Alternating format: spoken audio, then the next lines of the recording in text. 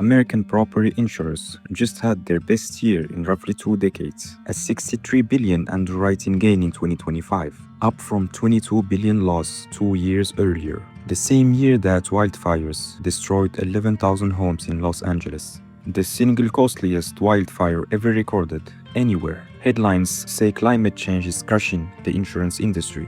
The filings say the insurance industry just had its most profitable year since most of the analysts at this company started working. The story you've been reading goes like this. Climate change is making natural disasters more frequent and more severe. $23 billion weather events hit the US in 2025. The Los Angeles fires alone caused $61 billion in economic damage, more than twice the previous wildfire record. Insurers, faced with all of this, are, quote, in crisis. They're pulling out of California. They're pulling out of Florida. State Farm stopped writing new homeowner policies in California in May 2023. By July 2024, they non-renewed 72,000 existing customers. Allstate paused new business too. 7 of California's 12 biggest insurers have restricted write-ins. The New York Times calls it an insurance crisis. The Wall Street Journal calls it an insurance crisis. The trade press as well calls it an insurance crisis. It seems like a story that writes itself. The climate's getting worse.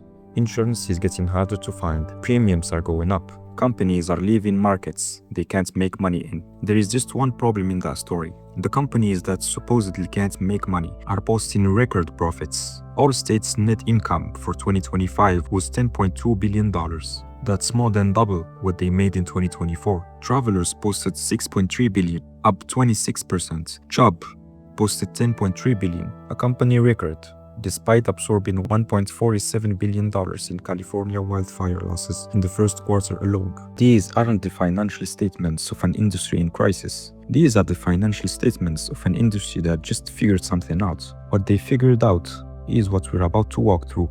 Let's start with the headline number, $63 billion in underwriting profit for 2025. Verisk and the American Property Casualty Insurance Association released the preliminary figure on March 25, 2026. For context, the industry lost $22 billion in 2023, made $23 billion in 2024, then $63 billion in 2025. That's just the trajectory of a company that just figured out the cheat code. The combined ratio, which is the metric insurance analysts actually watch, finished 2025 at 92.9%. That's the best result since at least the early 20s. Anything under 100 means underwriting is profitable, and the industry hasn't seen 92.9 in 20 years. Now here is where it gets harder to explain away. That improvement didn't come from solving the climate problem. It came from the climate having a quiet year on one specific axis. The 2025 Atlantic hurricane season was the first since 2015 to produce 0 US hurricane landfalls. Only Tropical Storm Chantal hit the country. Hurricane Melissa hit Jamaica as a Category 5, one of the strongest hurricanes ever recorded anywhere, and Jamaica took the hit. Jamaica is not on US insurer books. The wildfires that hit LA in January, by contrast, cost private insurers about $40 billion. Chubb absorbed $1.47 billion. Allstate's homeowners segment absorbed $1.8 billion in first quarter of 2025 alone. State Farm took the largest hit and had to ask California for a 17% emergency rate increase, which the regulator approved in June. So one part of climate cooperated, the other part didn't. The industry made record profits anyway. Why?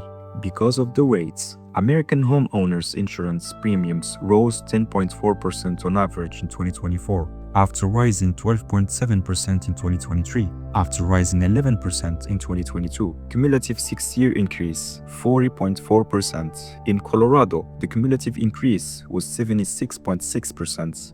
Nebraska, 72.3%. Those rate increases were granted on the argument that climate losses were rising. They were granted state by state, with regulators almost always approving them in some form. Then the year arrived where the climate took a partial break and the industry got to keep all the rates and pay out almost none of the hurricane claims. Allstate's first quarter 2026 numbers, reported just 2 weeks ago, made this very clean. Their homeowners combined ratio in Q1 2025, when the LA fires hit, was 112, a loss. By Q1 2026, with no major catastrophe in the quarter, that same ratio was 83.5. The underlying combined ratio, which strips out the catastrophe layer entirely, was 60.5. That's not profitable insurance business. That's an extremely profitable insurance business. The rate hikes are permanent. The wildfire was temporary. The asymmetry is the model. Every major carrier's annual report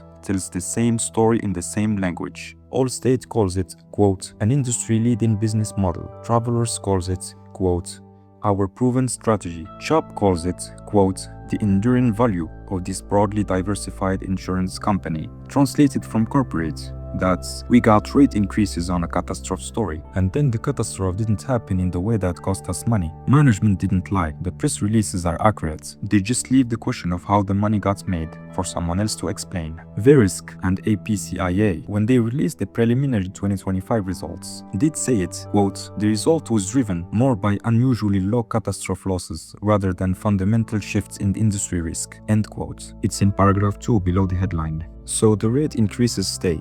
The hurricanes don't come, and the industry posts a record. Fine, but that's not the full picture. There is another move running underneath the whole thing. The industry didn't just raise rates, it moved the worst risk off its own balance sheet. In California, the FAIR Plan, the state's insurer of last resort, had 140,000 policies in 2018. By June 2025, it had over 610,000. The plan more than quadrupled in 7 years. Most of that growth happened because private insurers stopped writing in high-risk zip codes, which left homeowners with one option, the public one. Then the LA fires hit. The FAIR Plan covered 22% of the structures destroyed in the Palisades fire and 12% in Eaton. It paid out $2.9 billion in claims by May 2025. Its reserves were exhausted. The California Department of Insurance approved a $1 billion assessment on private insurers to bail out the plan. And those private insurers were then permitted to pass half of that, $500 million, through as a surcharge to all California policyholders. Not just FAIR Plan customers, all of them. That's the mechanism. The private market took the rate increases on the front end. When the actual loss came, the state plan absorbed most of it. The bill for the state plan got assessed back on private insurers, who got permission to pass it through to the broader policyholder base. Florida ran the same play in reverse. Citizens' property insurance peaked at 1.42 million policies in October 2023, then shrank by 73% to 385,000 by the end of 2025. That looks like a recovery story. Look at the timing.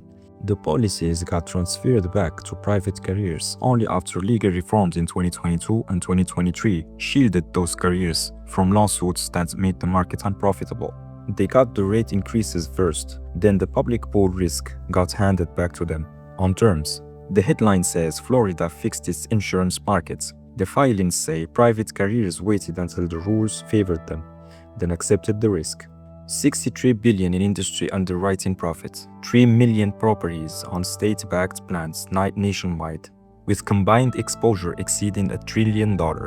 That trillion is the real climate balance sheet, not the insurer profit and loss. The industry didn't solve climate risk, it just stopped being the one who pays for it. So what's the takeaway? When people say the insurance industry is in climate crisis, they're describing what's happening to homeowners. The industry itself is doing fine, better than fine.